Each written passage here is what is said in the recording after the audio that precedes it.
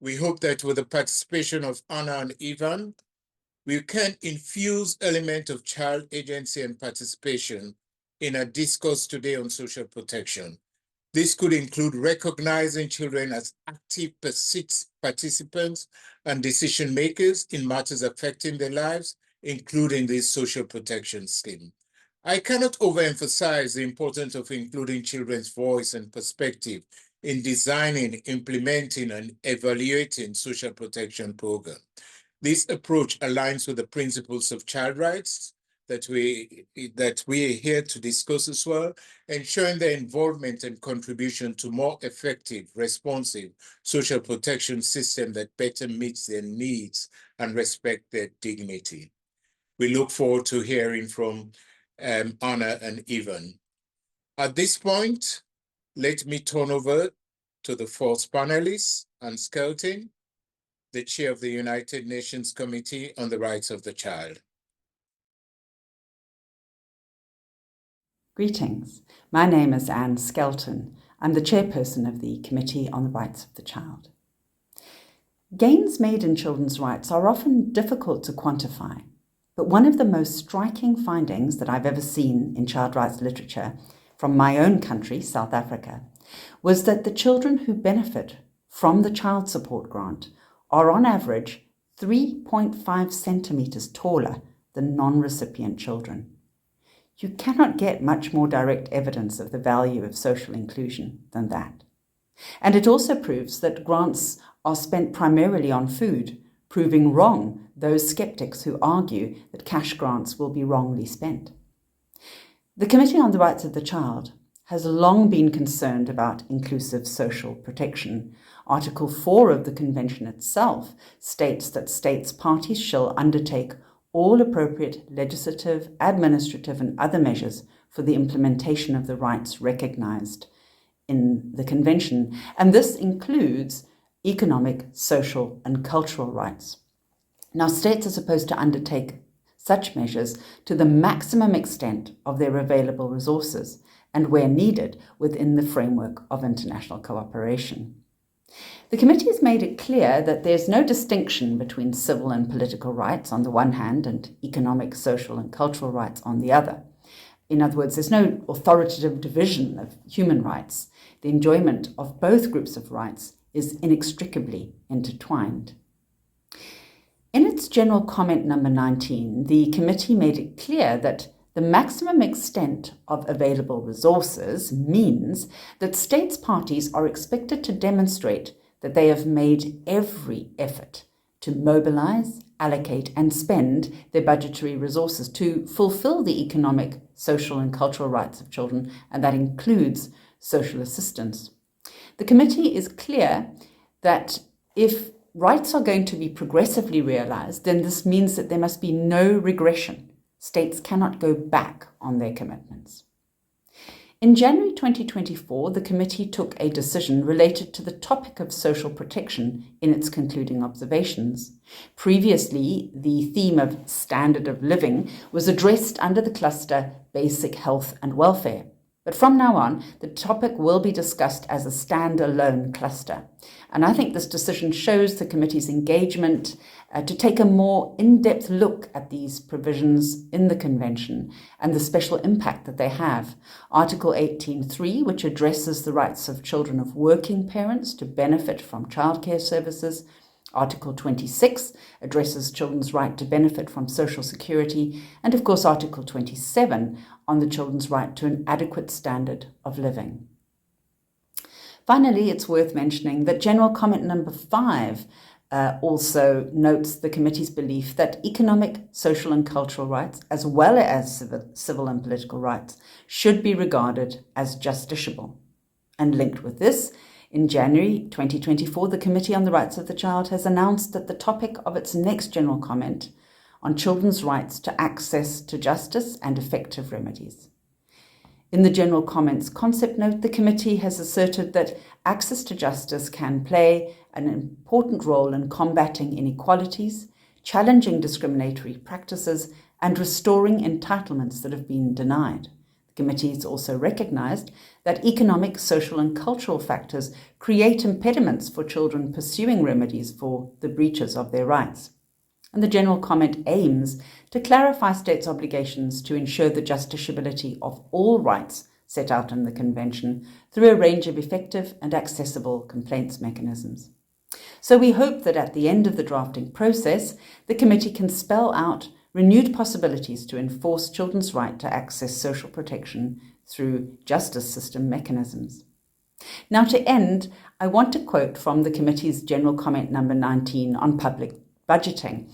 Children were consulted on that general comment, and they had some very wise advice, which I think remains pertinent to social inclusion policies. This is what the children said. A, plan well. There should be enough money in the budget to provide for all rights of children. B, it is impossible for you to invest in us if you do not ask us what to invest in. We know you should ask. C, do not forget to include children with special needs in your budgets. D, spend money fairly and wisely. Don't spend money on something that's useless. Be efficient. Save money. Investing in children is a long-term investment and it generates a lot, so remember to think of it. F, investment in families is also an important way of securing our rights. And G, make sure there is no corruption. And on that wise note, I will thank you and wish you well in the rest of these deliberations.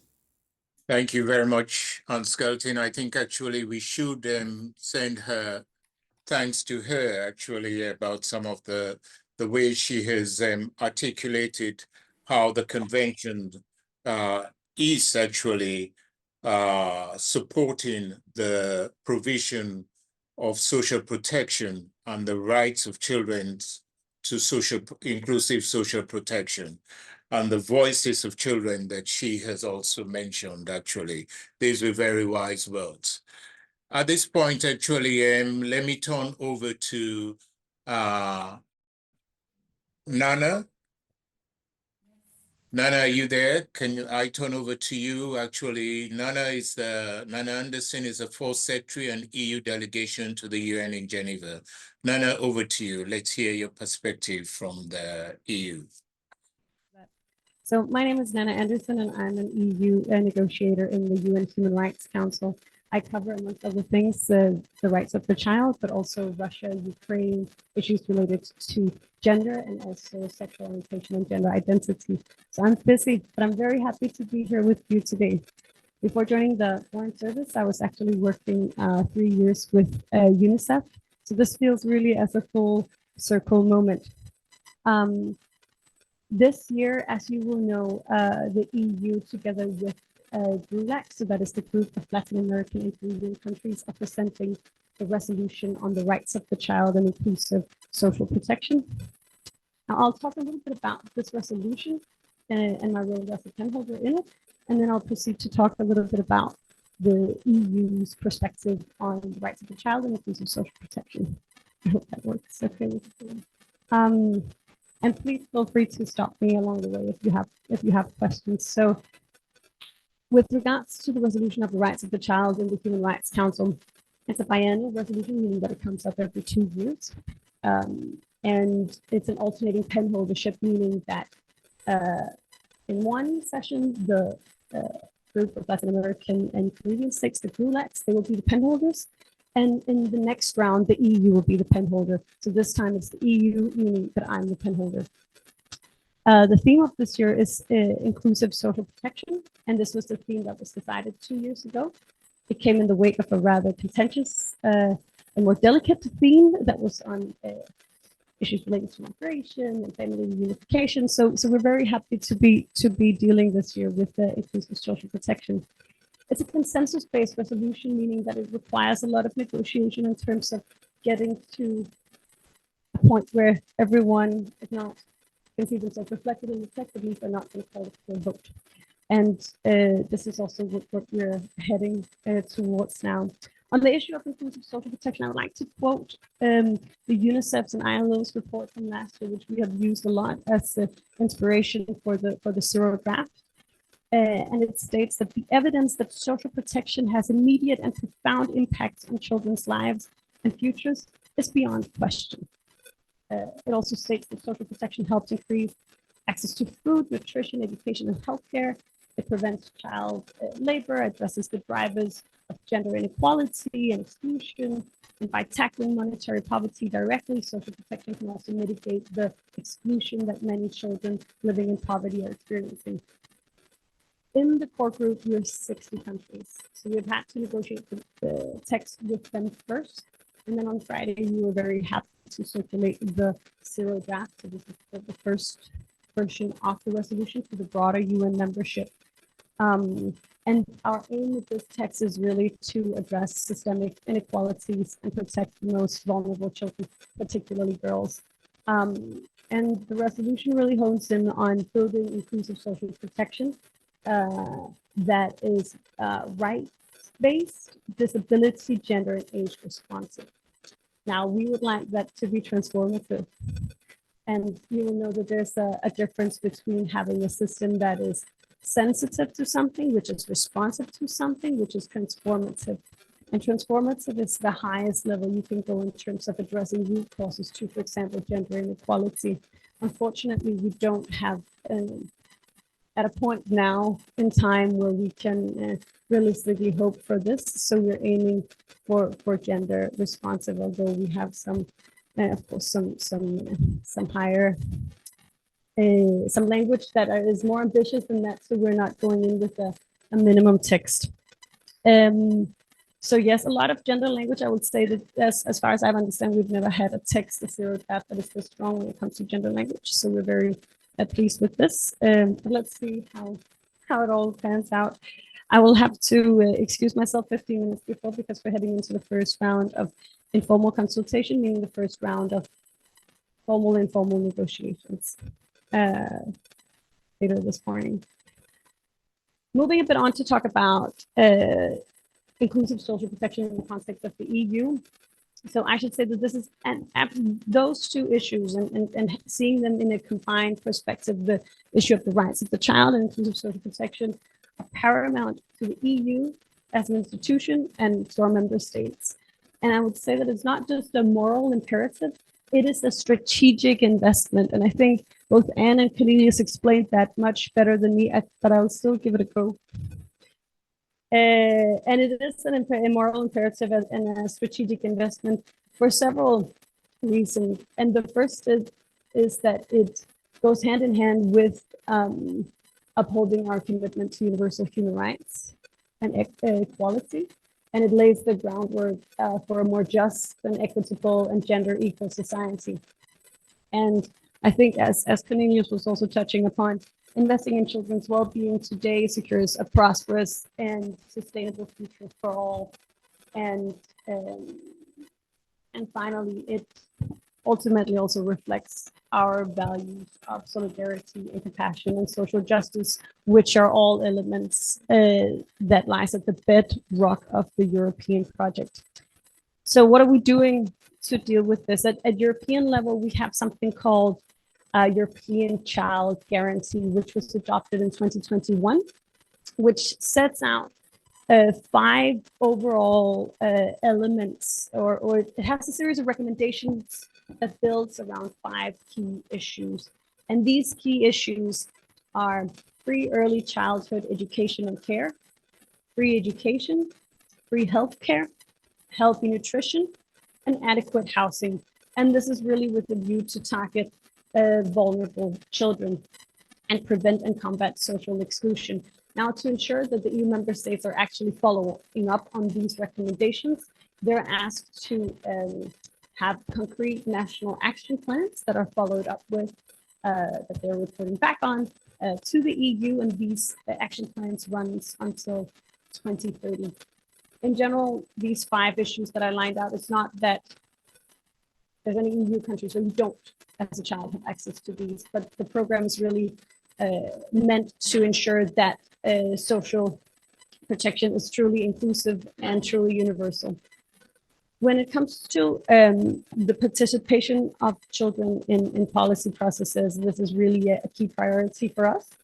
And this is also something that we have included in the EU strategy on the rights of the child that runs from 2021 to 2025, where we prioritize children's meaningful and inclusive. And I think that's where it comes in. It's important that it doesn't become tokenistic. So it needs to be meaningful, and it needs to be areas that are relevant to their lives. And then I think in conclusion, I would say, as I mentioned earlier, that it's not social inclusion,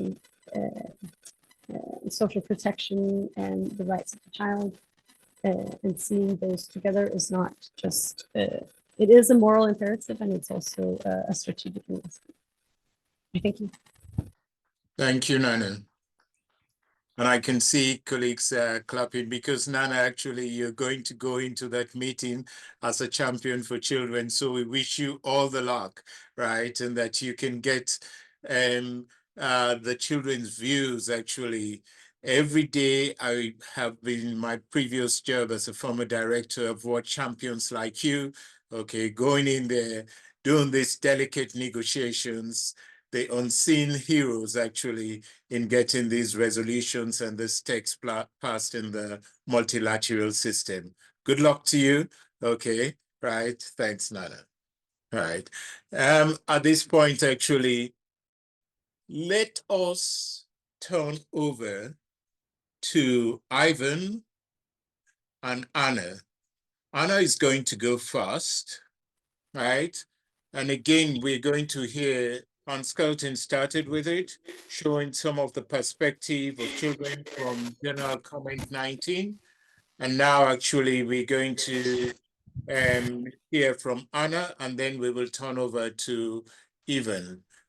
Anna, over to you. Let's hear your perspective, Anna. Hello, I'm Virginia, Child and Participation Advisor from Lumos, but now I will support young people with translation. I'm not a professional interpreter, and I will do my best for people to understand. So I'll give the words to the young people. Всем здравствуйте, мы два молодых самопредставителя, которые представляют организацию ЛУМА. Hello, we are two self-advocates, and we represent Lumos Foundation. Mă numesc Ana, am 15 ani și sunt din Republica Moldova.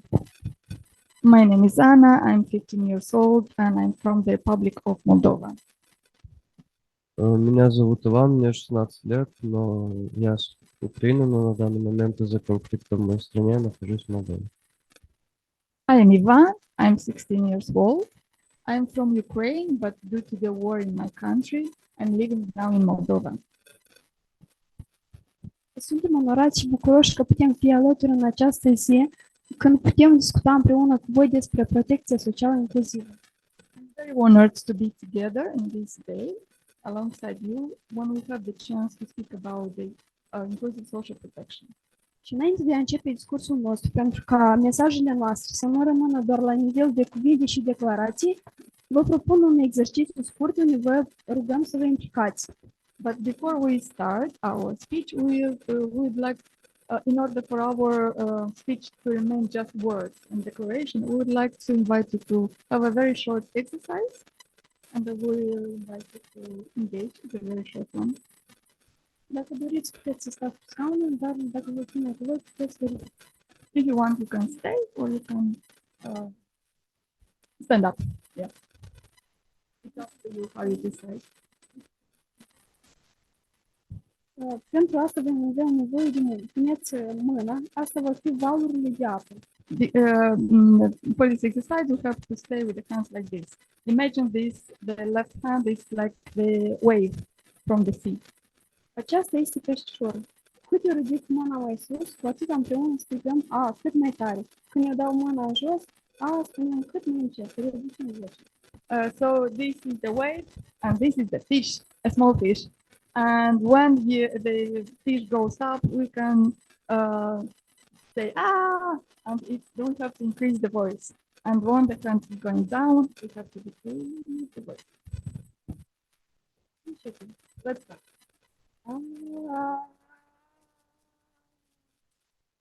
Ah, and now we have a short interpretation of this exercise. I see you wanted to play more. Данная мораль была сделана для того, чтобы вы на себе почувствовали, каково беспомощным людям, которые просят о помощи, но их никто вообще не слышит. This is like a moral when this fish is like a person who is trying to speak and ask for help, but nobody is listening. And goes up and crying, and if nobody's listening, he's going under the waves. Также у нас была возможность на несколько мгновений понять и почувствовать, что может испытать человек, более отличающийся от нас. We have just few moments to feel what a person who is different than us can feel and live. К сожалению, я сам был в данной ситуации, и я хотел бы, чтобы данную поддержку оказали другим детям. Unfortunately, I also have been in such situations, and I want that other people not to pass through the same experience I've been through. Также, к сожалению, миллионы детей находятся в данной ситуации по всему миру. Unfortunately, millions of children around the world are passing through such situations now. Это дети, которых оставляют и забывают в стороне. Those are forgotten children and children who are left behind. Și trăim într-o perioadă când lumea a progresat și parcă ar trebui să trăim mai bine, mai ușor. Cu toate acestea, inegalitățile sunt mai mari și mult mai vizibile. Although we live in a very progressed world and we have a lot of laws and documentations, we still face difficulties and inequalities are very high.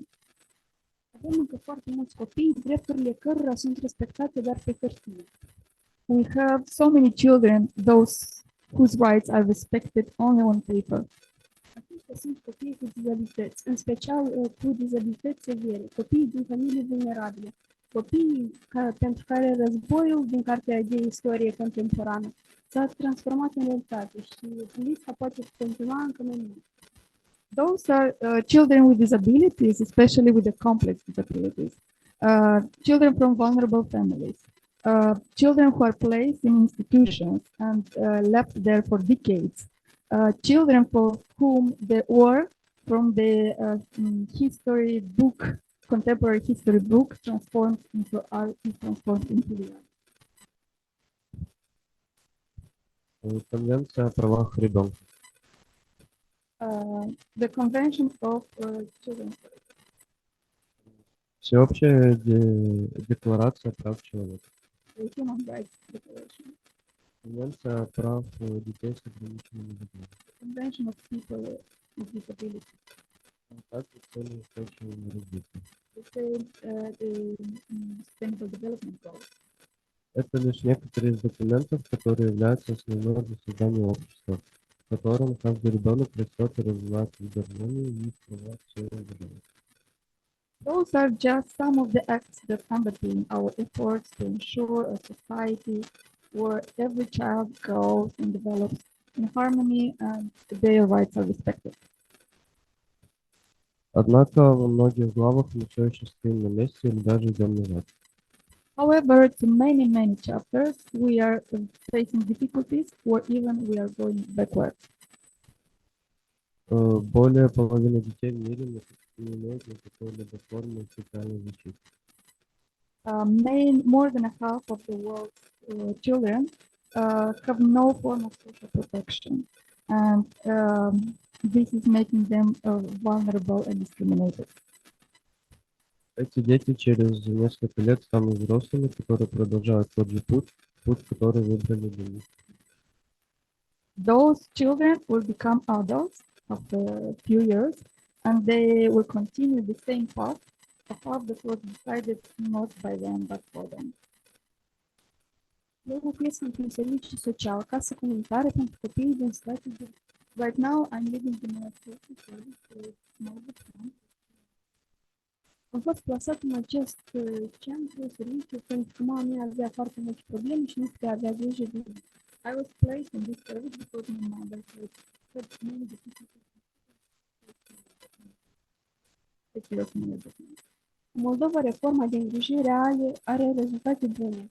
Mai multe copiii s-au înlocuit internatele cu un serviciu special și centre de vizite. In Moldova, the care reform has very good results for many children. The institution was placed with the We can't hear you when you're translating. Could you speak closer to the mic? many services, many children,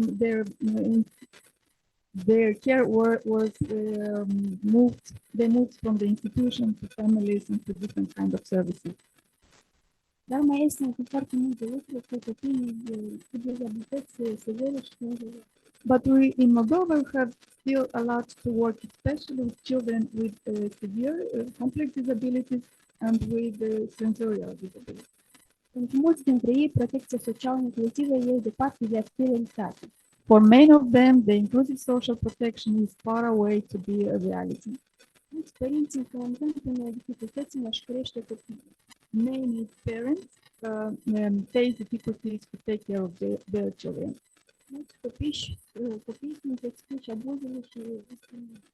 Many children are exposed to abuse and discrimination. Mulți specialiști încă nu au înțeles că lucrul în comun poate îmbunătăți calitatea serviciilor oferite. Many specialists, they still didn't understand that by working together, you can improve your work. Украина является одной из самых более стран, где больше всего расположено детей в интернатах, и эта услуга рассматривается как лучшее решение для более уязвимых детей. Ukraine is considered one of the countries in Europe with the highest number of children placed in institutions, and unfortunately, this service is seen many times just the only solution for those children. Ситуация намного ухудшилась из-за начала конфликта в нашей стране. Дети стали еще более уязвимыми, и не только те, кто помещен в социальные службы. And the situation worsened because of the conflict in our country. And many children become more vulnerable, and not only the ones who are placed in services. Многие из них потеряли родителей, потеряли свои дома, оставили друзей, все свои планы и бежали, чтобы выжить в другой стране. Many children, they lost their parents, they lost their homes, they left their friends, they forgot about their future plans, and they went to another country just to survive. И, к большому сожалению, в данной ситуации не все конвенции законные применяются на практике.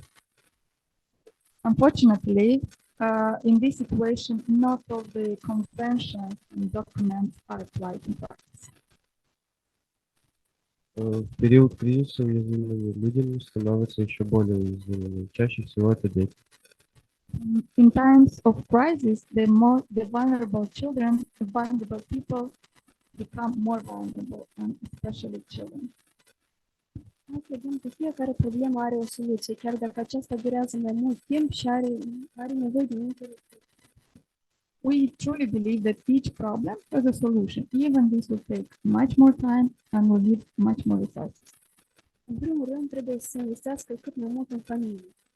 First of all, it should be invested as much as possible in families. Să ajute și să învețe părinții sau îngrijitorii cum să îngrijească de copiii lor. To help and to teach parents and carers how to take care of their children. Specialiștii și autoritățile trebuie să lucreze cât mai mult timp împreună, nu doar fiecare pentru bucata sa. The specialists and authorities have to work as much as possible together. Not everyone is just their own task. Пусть каждого ребенка защищают и помогают ему в зависимости от его нужд и требований. Ведь хотя мы и равны, потребности у нас все разные. Each child should be protected and helped according to his or her own needs and requirements, because even if we are equal, we have very different needs. Разработать более лучшую и практичную политику в работе с детьми. There should be done better political and policies for children for people who are working with children. Извлекать выгоду из потенциала каждого, потому что какие бы трудности у него не были, каждый ребенок может что-то сделать и принести пользу обществу и самому себе.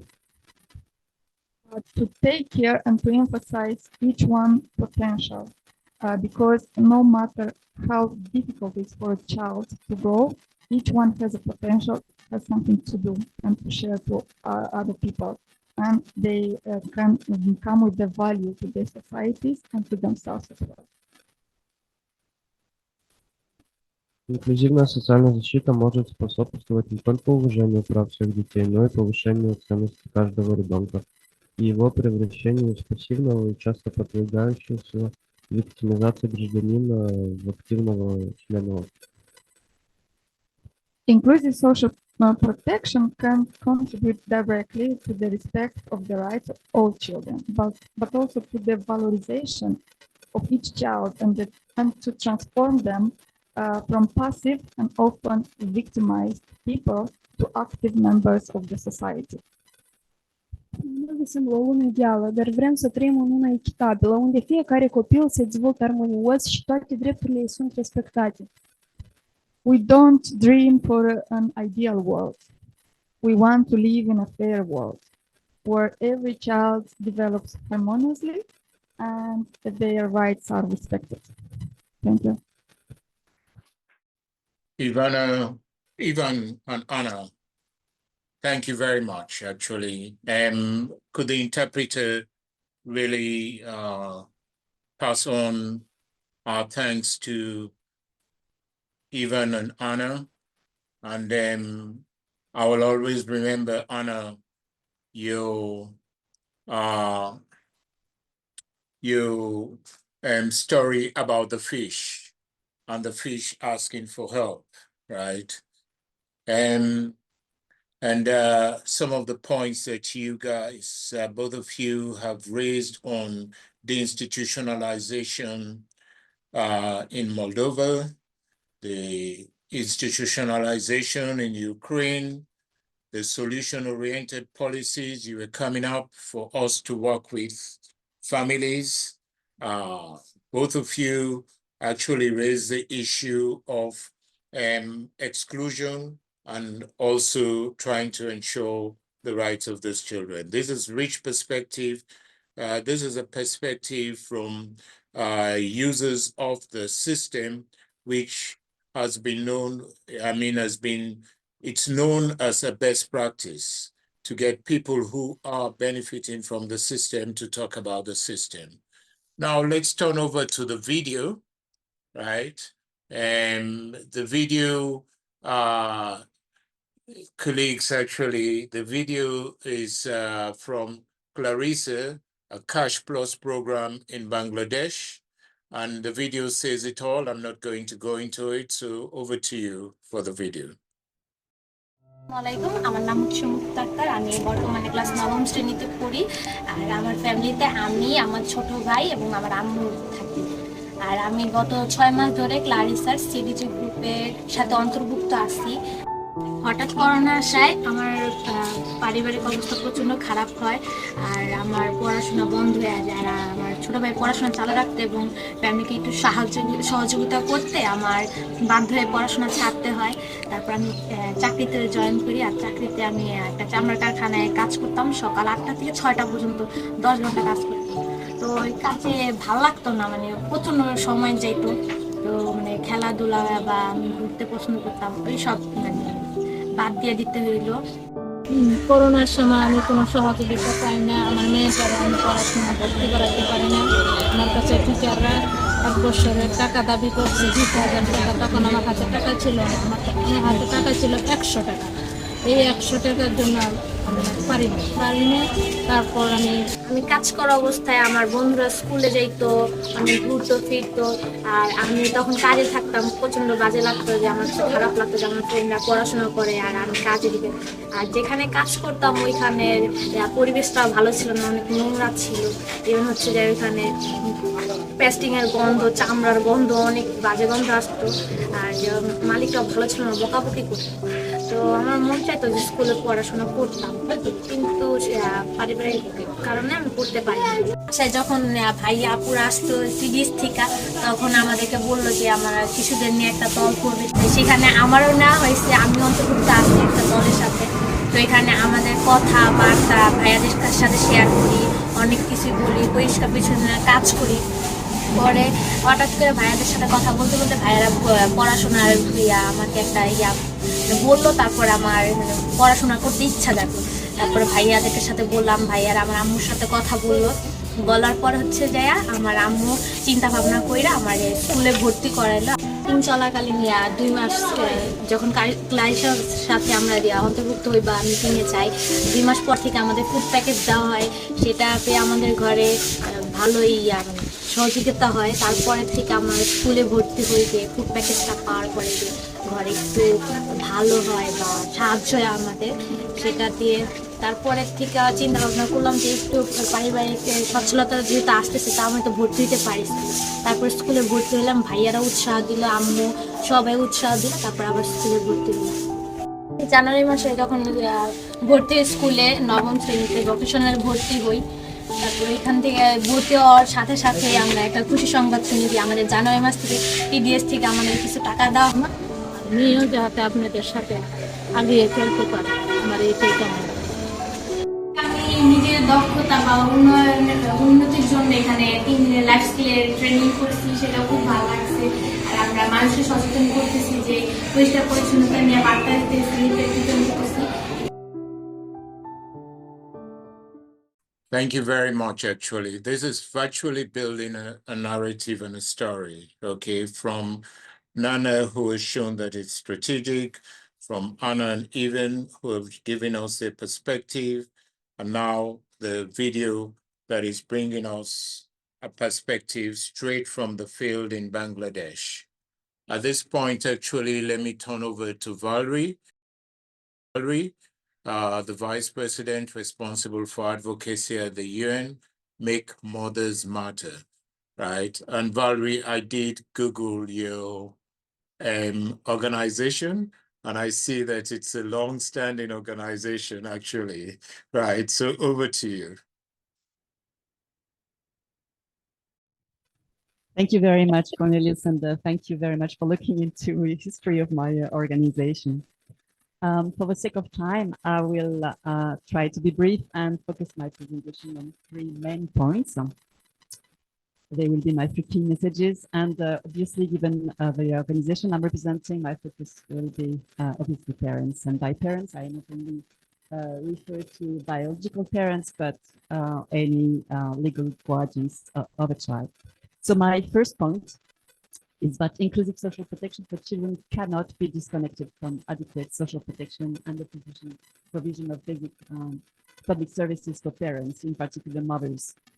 Every child has the right to be properly cared for, and social protection should therefore support families in all their diversity and ensure that parents have the required resources, time, and skills to raise the children. And here I'm echoing Anna, I think.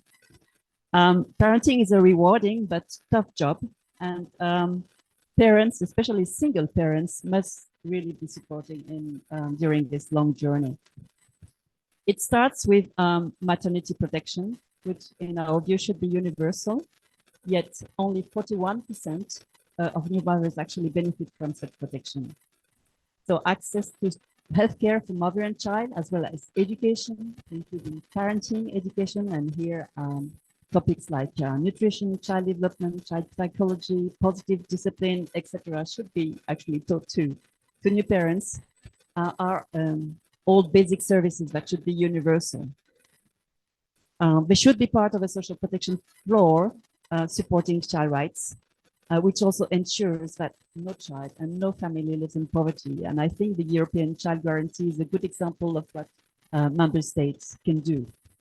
My second point is that one of the roles of inclusive social protection for children should be to ensure a safe and nurturing family environment for child development and child well-being, and to prevent family separation at all costs. We know in particular that poverty is conducive to domestic violence, And we also know that when men, fathers, are involved in caregiving, domestic violence decreases. We think it's therefore really important that social protection policy also contributes to recognizing, valuing, redistributing, and supporting unpaid family care work. In particular, redistributing this essential work of caring and educating children between men and women not only contributes to gender equality, including by breaking down all those gender stereotypes, but it's also good for children and for men themselves. It's really a triple win. My third and last point is that social protection for realizing child rights and supporting parents should really be framed as an investment. And here I agree with our colleague Nana. Certainly not as an expense to be minimized. This is in particular true for measures and policies that support early childhood development, in particular during the so-called first 1,000 days, which also include pregnancy. Parents, in particular mothers, are really on the front line of early childhood development. And we know how important nurturing care is during these early years, and how violence and adversity and even neglect can really negatively affect the physical, intellectual, and emotional development of a child. And this has lifelong consequences for their future. So, for example, social protection should also serve to address issues like maternal mental illnesses, which are much more common than we think, and which really impede mothers' ability to take care of a child. I will end with a quote from Nancy Folgrave, who is a feminist economist. She said, "Not all the inputs and outputs come with price tags attached. Somewhere along the way, babies are conceived, nurtured, educated, and launched into adulthood in a process that requires considerable time, efforts, as well as money." End of quote. Well, I think that this simple fact must be acknowledged. Children do not grow in a vacuum. Parents, mothers in particular, are key actors for child rights, and they do need more recognition and support, including through social protection. I thank you. Thank you, Valerie. Right. I mean, great points. It's exciting to see somebody articulating the life cycle, right, without stating that I'm talking about the life cycle, that parents should be supported from the point of starting from maternal and child health to parent education, bringing in the gender perspective, the early childhood education. And I love your quote from the feminist economics, that the issue of price tag. So much actually around the world these days, everybody wants to stick a price tag on and turn everything into input and output. I'm afraid actually in family life, you cannot put everything to input and output. We're human beings. Something will define those inputs and output, right? The nurturing care that our parents gave to us. And I'm really, really grateful for what I got from my mother, right? And so again, actually, thanks for that, actually. Shara, I hope I got your name correct. Actually, let me turn over to you. Shara is actually the Director of Social Protection at ILO. Thank you very much. Is this working? Can you hear me? Yes, I can hear you loud and clear. Okay, great. Thank you very much, Cornelius. And it's great to be with everyone who's in the room, but also those of you who are online. I'm going to start with a little anecdote I wanted to say. You know, I was brought up in Iran, and when the war happened, when Iraq invaded Iran, I was quite young, and I had to leave the country on my own because I was reminded when the girl from Dhaka was talking about, you know, having to, you know, how schools shut and you have, you know, this envy that you want to be in school and you cannot go to school. In any case, I was quite young, 17 actually. and I left Iran on my own and went. I was very lucky to have a family who could financially support me, and went to the UK where I continued my studies. But lives get disrupted with conflict and with war, and unfortunately, we're living in a period when too many lives are being disrupted, and the numbers are increasing rather than declining. So this is kind of part of the reality that we live in. I think a lot has already been said. I mean, Cornelius, you gave us, a very good definition of what social protection is, and talked about all of the, human rights conventions that we have, all the legislation that we have, which really articulates very clearly the importance of universal right to social security or social protection, including obviously the importance of the rights of the child, including a child's right to social security. And we see that this legal issue is an ongoing struggle, and Hannah, I think Nana gave us a very good kind of indication of an ongoing, discussion that is going on with the EU and with GRULAC negotiating for this new resolution, which again, after 2 years is going to re-recognize children's rights to social security. But it's not a foregone conclusion, and I'm sure there are many, many discussions and questions that keep on being raised. So as Anna said, a lot of the rights are on paper, you said. They're not realized. People don't enjoy those rights. But even those rights on paper can get pushed back. And I think that's something, I take from what I've already heard here.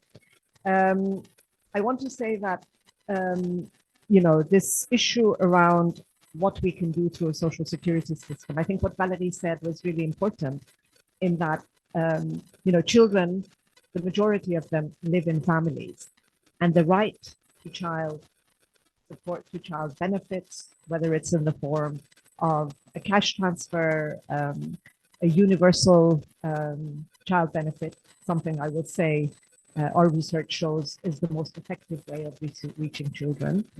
That is really has to be a component of a system that recognizes people's rights to social protection across the life cycle. And children live in families, and when their families are secure, when they have income security, if they lose their jobs, if they get sick, if they're unemployed, then the child is also protected. So I think this importance of seeing children's right to social protection as being part of, a really system of social protection that needs to be there, so that when the need comes, people have something to fall back on.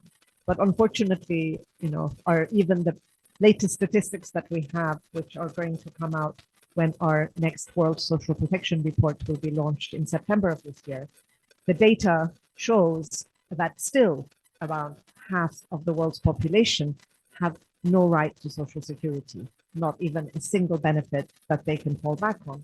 And then, we also know that when it comes to children, even though children are twice as likely to be facing poverty, families that have children in them are more prone to poverty than families that don't have children. Despite that, we only know that about 28% of all children who are between the age of 0 and 15 have access to a child or family benefit. I mean, that's really pitifully small. And then, of course, there are all these questions that we have to raise. Even those who have the right, is that right really anchored in law? Is it a right that the families and the children can rely on?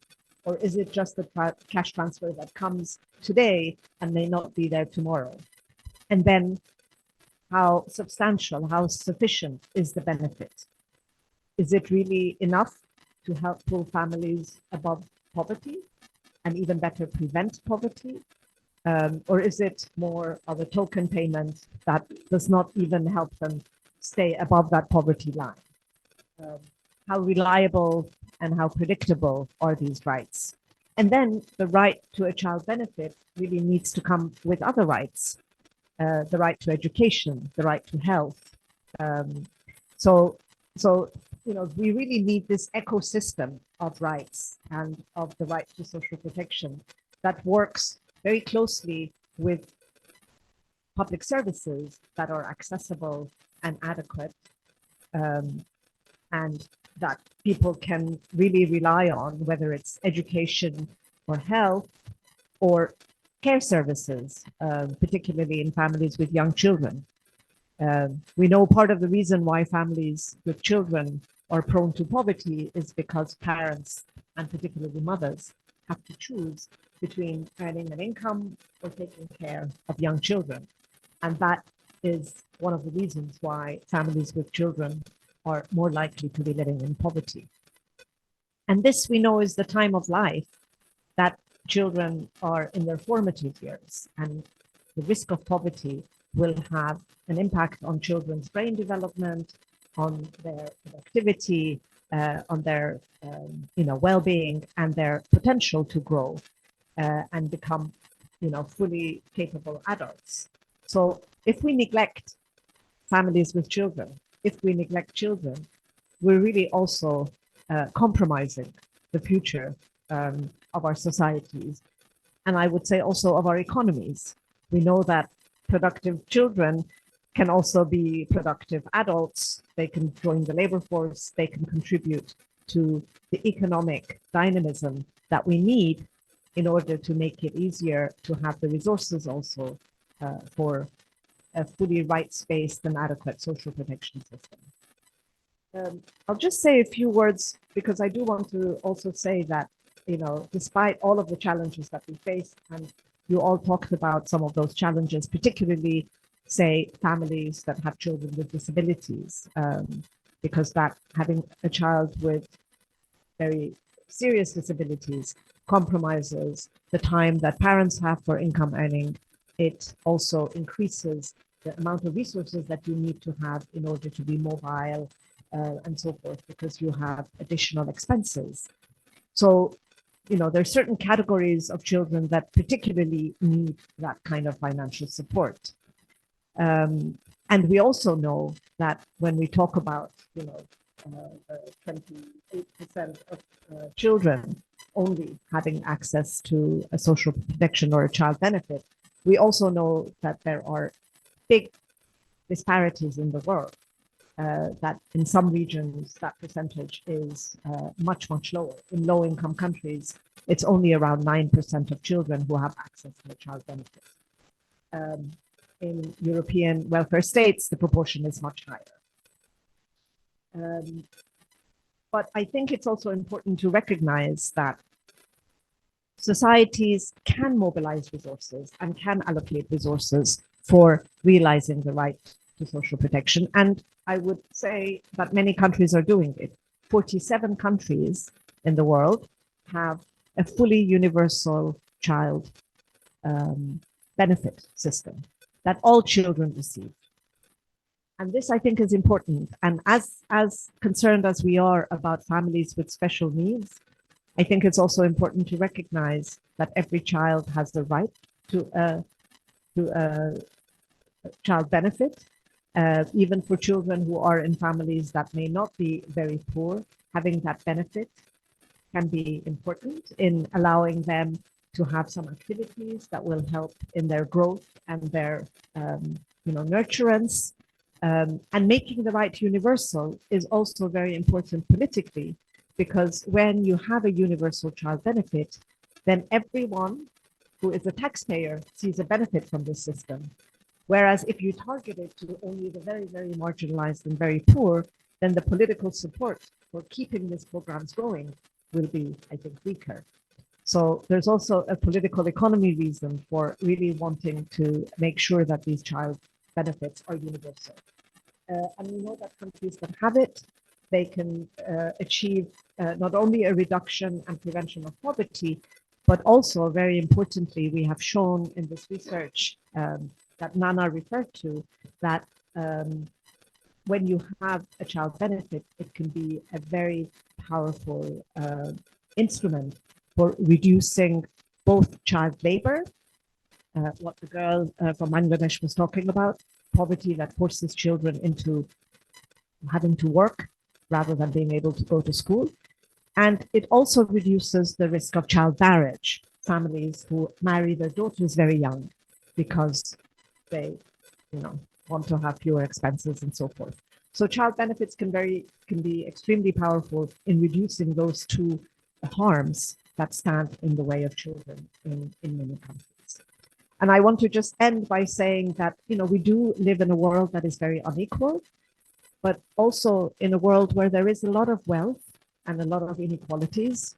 And it's, we all know there are very effective ways of taxing wealth, of which there is a lot in the world that is moving around in this globalized financial world, of making sure that we have adequate resources for really turning those rights that, as Anna said, are often on paper into a reality that can improve the lives of children, of the adults who are their parents, their carers, their adopted families, the people with whom they live, and to really make these rights a reality for everyone. So let me end here and thank you for the invitation.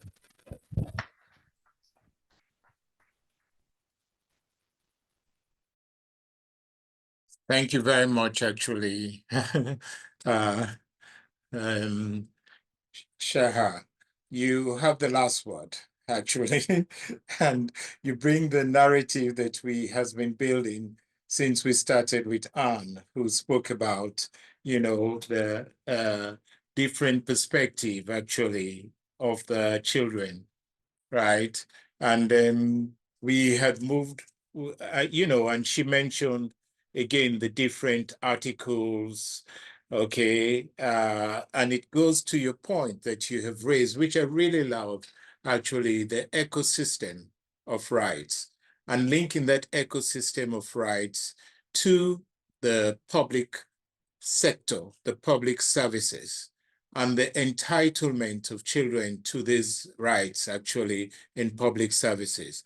But to build on that ecosystem of rights, you first have to have a birth certificate and a legal identity.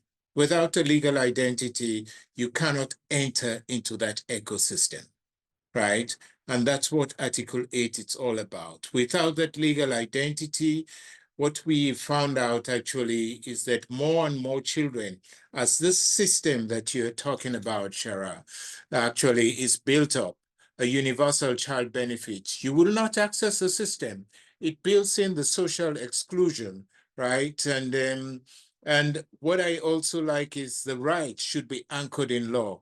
It should not be that maybe this is a political good where it's been distributed by one government or one party or the other, right?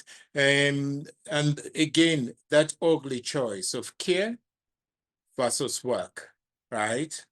Do you care for the children in the nurturing years? And some countries make it, okay? Some countries have policies and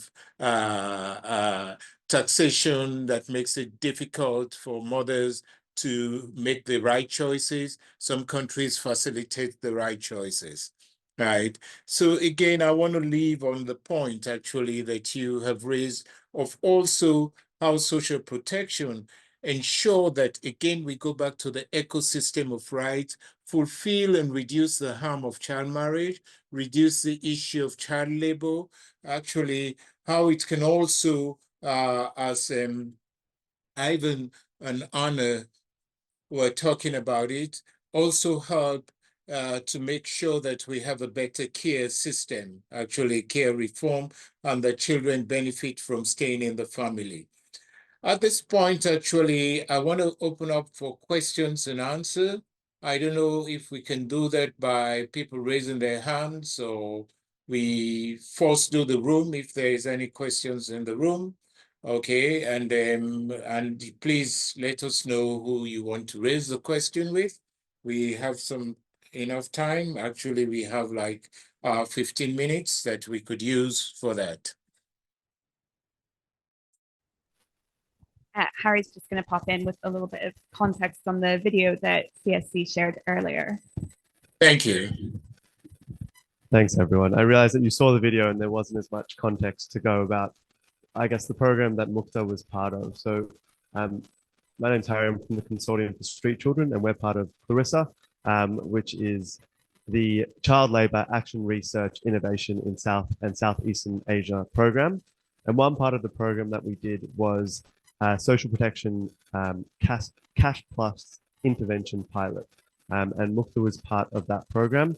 Basically what it was, which has been spoken about before as well, is piloting a universal and unconditional cash program in combination with intensive community mobilizer support and casework. So this was done between October 2021 and December 2023 in a specific neighborhood in Dhaka in Bangladesh with around 1,573 families. So Mukta was part of that program, and as part of that program, she received unconditional and unconditional cash transfers over the space of a couple of years, paired with community mobilization. So the brothers that she was speaking about in the video were the community mobilizers that helped her to re-engage in schooling. The pilot, although very short, found some very positive outcomes of unconditional cash transfers, which is what you mentioned before, which was an increased resilience against poverty and to sudden economic shocks, improved well-being, and also various household improvements that related directly or indirectly to child work.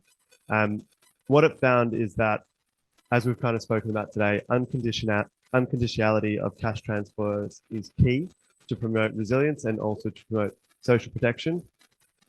Urban poverty or poverty in general is multifaceted, so often involving intersecting crises, with health shocks kind of being at the top of that, and relational support function protection. With that, and I guess what Mukta shared as well, we had some key recommendations that were in the video, but also that we wanted to share, which is that to provide meaningful unconditional income support with progressive realization of universal coverage, which is very important. The offering of complementary supports and services must be done in relation to that as well, and to improve access to affordable and quality healthcare. So the program that Mukta was a part of was a start. It was a very innovative pilot that was done by our social protection team at Clarissa. And we hope that the findings there of unconditionality and progressive implementation and the combination with complementary support by community mobilizers allows people in the future to, I guess, copy this pilot program and have the benefits that we were able to see through Mukta's story. So I just wanted to share a bit of background there for that. So thank you.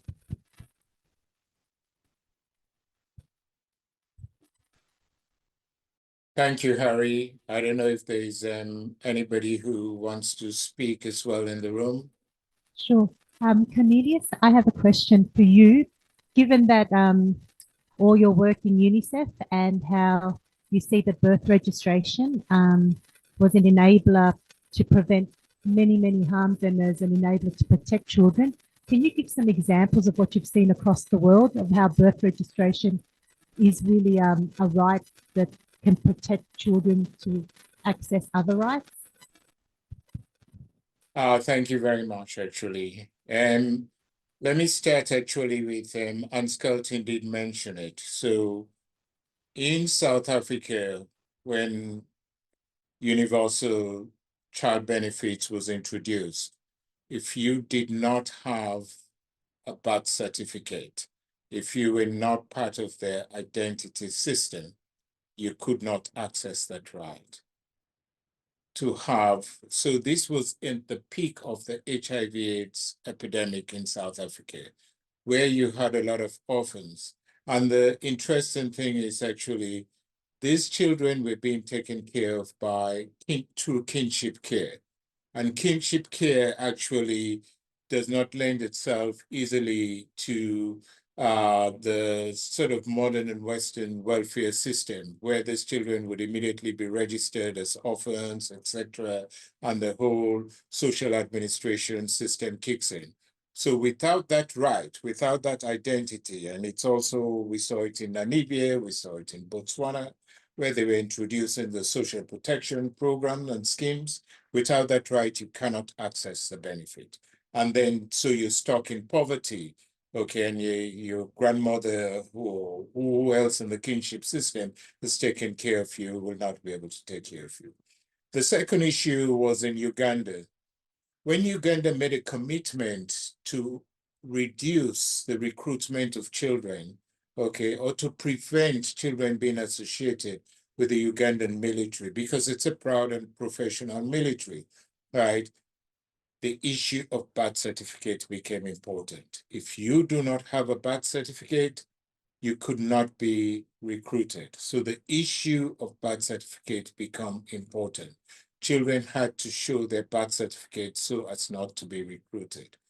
The issue of birth certificate is also coming up around children who are in conflict with the law, okay? Most countries, the police now know that actually you can't put an under 18 in the same facility or the same cell, as they would call it, jail with an adult. I tell you an anecdote. In Uganda, it's midnight, and this boy has been brought in who has committed some crime. The police sergeant who is on duty asks his name and his age. He says, "You're 15. Sorry, the boy says, "I am 15 years old." The police officer says, "No, no, no, no, no, you're lying. You're over 18. Why did the police do that? Because he didn't have a separate cell to put the child. He had to put the child in with an adult. So as far as he's concerned, he knows the rules. He didn't have the facility, but you could see how easily that child could have been prevented from being put in the same cell and could be fast-tracked to a system that would have addressed actually be more child-friendly. My final one is child marriage. More and more marriages are being officialized. The civil registration system in country requires marriage to be registered. Again, people, if you have your birth certificate, you could be prevented from getting married. No, in some countries now, no imam, no pastor or reverend, no civil authority would agree to your marriage because they know that it's illegal if you are below 18. Back to you, Pierre. I hope these are some good examples.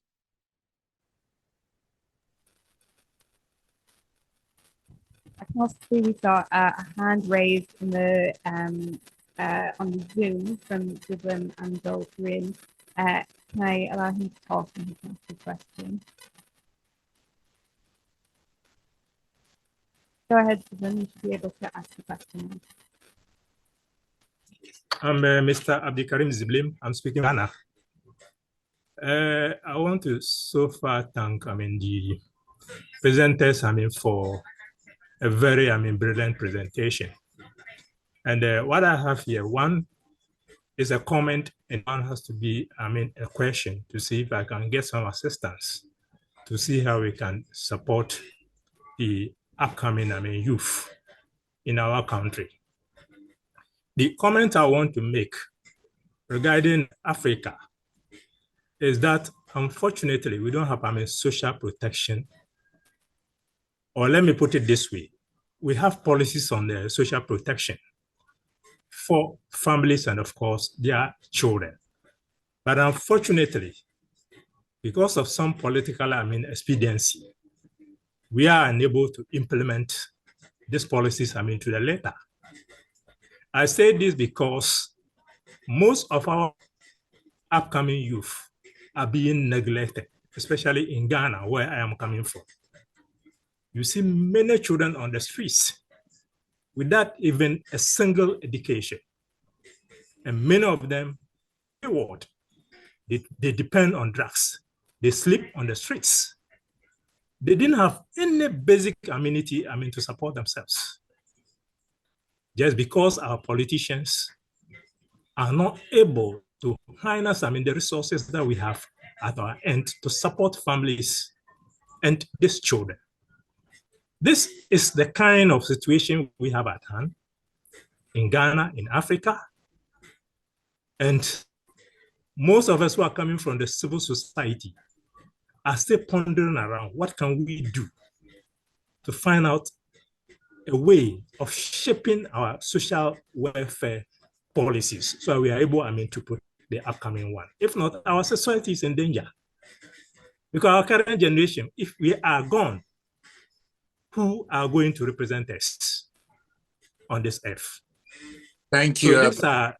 these are some of the questions we usually ask ourselves. And the question I want to ask is that how do we, begin to look for measures, to advocate for our leaders to set up? We cannot continue in this way.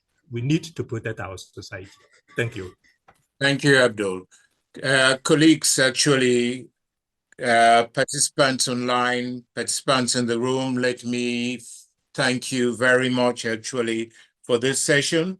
We have a very clear narrative, starting from Anne Skelton and the CRC and the general comments, right, to Nana on the strategic investment around social protection, to Anna and Ivan, okay, their rich perspective actually on the institutionalization. And Anna, I would always remember the fish, to the video that actually Harry has been able to give us a good perspective of, to Valerie, and actually, again, the life cycle and supporting parents and the frontline and the feminists, the price tag that we can't put to everything in life, to Sarah on the ecosystem, the rights ecosystem and public service, and the issue, as I said, the ecosystem starts with birth registration and the benefits of child rights, and Abdul pointing out and asking,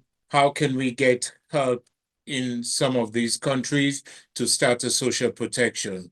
Colleagues, thank you very much. Okay, and I think I didn't mention, I'm Cornelius Williams. I'm the former director of child protection in UNICEF. I'm from Freetown, Sierra Leone. I'd say thank you very much for this session. Mayor, over to you and your colleagues in the room.